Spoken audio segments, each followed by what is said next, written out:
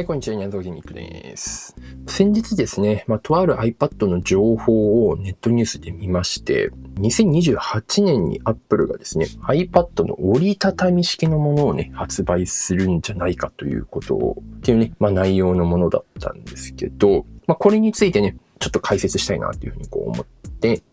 動画を回しました。ちょっとね、メリットとかデメリットとか、買う必要があるのかどうかみたいなね、そういうところにも触れたいなって思うんですけど、先に僕個人的に買うか買わないかって言われたら、折りたたみはいらないかなっていうふうに、正直折りたたみっていうこのキーワード自体にはあまり関心がないというか、目がときめかないというかね、っていう感じでおります。皆さん欲しいですかね ?iPad の折りたたみ式って。そういうのもね、ちょっと含めて、とはいえね、この折りたためることというか、大画面になることのメリットとかね、そういう部分についても触れたいなって思うのと、実は、本筋はそこじゃなくてですね、今回の動画って。折りたたみはどうなのかっていう、このね、ネットニュースの、実は後半にですね、本来 iPad っていうのはね、iPadOS っていう、ソフトウェアを使ってるんですけども、パソコンではMacOS なわけなんですね、ソフトウェアが。で、実はこの MacOS、パソコンで使用できるアプリっていうのを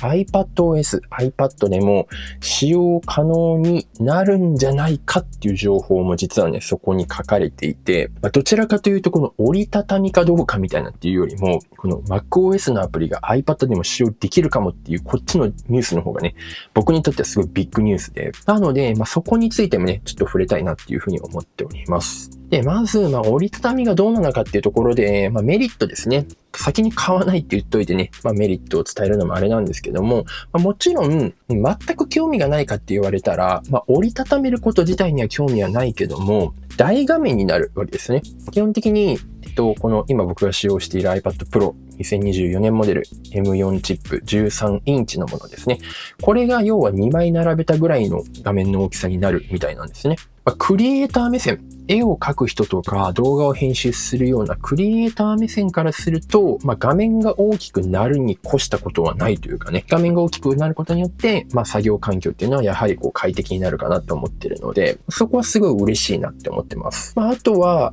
折りたためるっていうことはコンパクトにできるよねってことで、大きい画面だけども2つに折りたためるので、持ち運びは便利だよねみたいなっていうところは、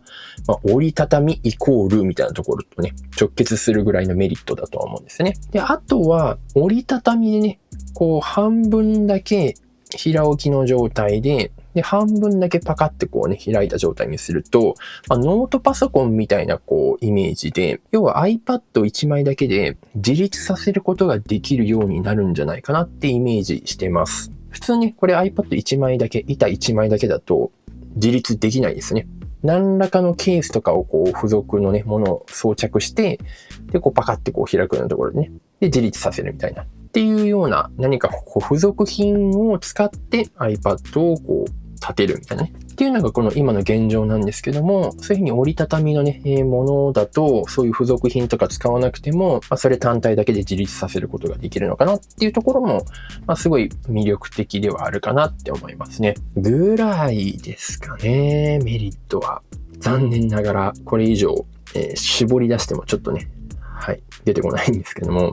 逆にじゃあ不安な点、デメリットは何なのかっていうところでいくと、まずね、そもそもこの折りたたみっていうキーワードがもうすでに数年前からスマホとかで違うメーカーさんが出してますよね。あんまり台数的には数字が伸びてないらしく、で、そんな数字が伸びてないような折りたたみっていうキーワードを今この2025年のさらに3年後の2028年に出すっていうこと自体、折りたたみというキーワードを3年間ずっと鮮度を保ち続けられるのかっていうところの不安はめちゃくちゃ大きいですよね。3年後に、折りたたみなんてもうどんな昔の話してんだぐらいのね、すごい賞味期限がすごい切れてしまうようなキーワードにならないかどうかってところが不安なんですけども、いかにね、この Apple がこの折りたたみっていうもののキーワードを鮮度を保ちながら、そのリリースに向けて動くのかっていうところは、すごい気にはなるところですけどね。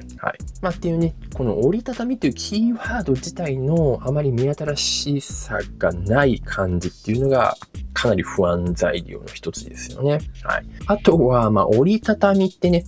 こうコンパクトにするみたいなっていう風に言い回せると思うんですけども、その面積的にはコンパクトにできても重さはやっぱ変わらないので、これが2枚分の重さを持ち歩くっていうのは、まあまあの重量感になるかなっていうところもすごい不安材料としてありますよね。でしかも、普段からね、これ1枚だけ持ち歩いてるわけじゃなくて、僕なんかはもう外付けのキーボードとか、あと iPad を立てるためのね、こうスタンドみたいなのも3点セットでもう持ち歩いてるので、そうなるとね、いよいよ普通のノートパソコンと変わらないぐらいのね、重量とかに今の時点でももうなってるので、重さに関してはすごい心配かなと思いますね。そして何よりも、はい、この iPad Pro 13インチでさえももう20万円どころじゃなくて30万円とかね、してしまうような価格帯のものをさらにもう一個ね、ひっつけたものっていうのが一体いくらになるのかっていうところですよね。はい。そこがすごいちょっと不安材料としてはありますよね。などなどですね。その折りたたみっていうキーワードの鮮度であったりとか、あとは重量感と価格帯っていうね、この3つはやはり心配するところではありますが、それと天秤にかけてね、皆さんもこう買うか買わないかっていうのをジャッジしてもらえればと思うんですけども、正直最初の方に言ったクリエイター目線でしかやっぱり魅力を感じない大きい画面にできることのね、例えば勉強用にね、ノート代わりに使ってますとか、本をね、電子書籍で読んでますとか、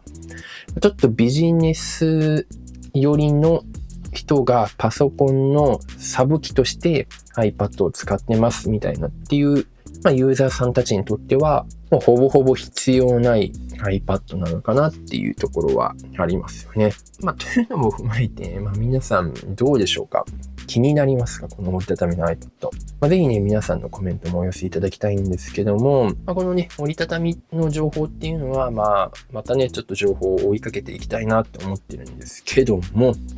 いよいよね、ちょっと本筋の方ですね。折りたたみの iPad が出ます。そしてその折りたたみの iPad がっていう話なんですよね。iPadOS から MacOS になるのか、そのまま iPadOS のまま使えた状態で MacOS のアプリも使用できるようにするのかみたいなっていうね、その辺の具体的な情報はまだわからないんですけども、とにかくパソコンで使えるアプリっていうものを iPad でも使えるようにするっていうね、できるように、なる可能性があるというニュースはめちゃくちゃビッグニュースで、これまでね、他の動画とかでも iPad1 枚だけで仕事ができるのかっていうようなテーマで話したことって何回かあるんですけど、やはりクリエイティブな仕事に関しては、なんとかなる職種もありますが、さっき言ったような一般社会、会社員としてとかね、一般企業でパソコンではなくて iPad のこの機械をメインの機械として使っていくことができるのかみたいなっていうのをイメージしたときに、今 iPad で使えるアプリっていうのは iPad 版のアプリっていうことで iPad 用に要はちょっとこう仕様を変更されたようなものしか使えないっていうのがあるので、なので普通にね、パソコンで作業している人たちの中で、やっぱこう一般社会では、マイクロソフト系のね、Excel と Word と PowerPoint、まずこの3つが最低限、iPad でもし仕事するにしても、パソコン並みに今のこの3つが使えるレベルにならないと、まず話にならないよねっていうところとか、で、クリエイティブな面で言っても、やっぱり Adobe のね、プレミアプロとか、イラストレーターとかフォトショップとかね。そういうものもアプリとしては、まだね、動画編集のプレミアとかはないですけども、それがパソコン並みにまず使えるようになる、ことっていうのがやはり最低条件で、そこにまだ達してない段階で iPad がね、そういった一般社会のメインの機械として活躍するかっていうところは、あまりこう、期待できないっていう話とかもね、過去にしてきてたんですけど、その過去の、僕の発言をすべて、覆してくれるようなニュースになるってことですよね。この MacOS のアプリが iPad でも使えるようになるってことは、もうパソコンで使える Excel、PowerPoint、Word、